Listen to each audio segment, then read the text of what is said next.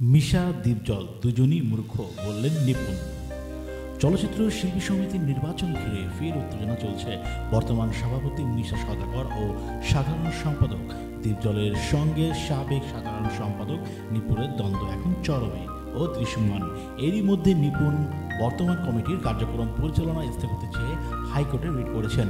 এমন খবর জানার পর বেশ চটেছেন মিশা ও দীপজল। এসব নিয়ে শনিবার যুক্তরাষ্ট্রের লস অ্যাঞ্জেলে এসে গণমাধ্যমের সঙ্গে কথা বলেন নিপুণ বলেন, মিশা দীপজল দুজনই মূর্খ, তাদের সঙ্গে কথা বলার কোনো ইচ্ছেই আমার নেই।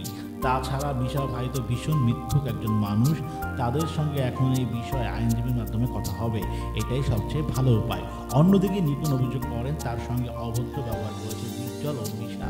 এর সঙ্গে জায়েদ খানের প্রসঙ্গে তিনি নিপুণ বলেন, সৌজন্য দেখায়নি তারা, শুধু 2 বছর তারা এফডিসিতে আসেননি, শেষ 2 বছর ধরে বেয়াদব ছেলেটা ছিল, যেটাতে বেয়াদব বলতে হয়, যার নাম জায়েদ খান। তিনি ইচ্ছা মতো মিডিয়াতে বলে বেড়াচ্ছিল, তখন তারা কোথায় ছিলেন? এই বেয়াদবকে কি থামিয়েছেন? তখন কি বলেছিলেন? আমরা কিন্তু ভদ্রতা চাই, সুষ্ঠুতা চাই। তার মানে কি দাঁড়ায়? তারা বেয়াদবিরাই পছন্দ করে। প্রসঙ্গত গত 19 এপ্রিল চলচ্চিত্র শিল্পী সমিতি নির্বাচন 2024-26 মেয়াদে নির্বাচনের ভোট গ্রহণ অনুষ্ঠিত হয়।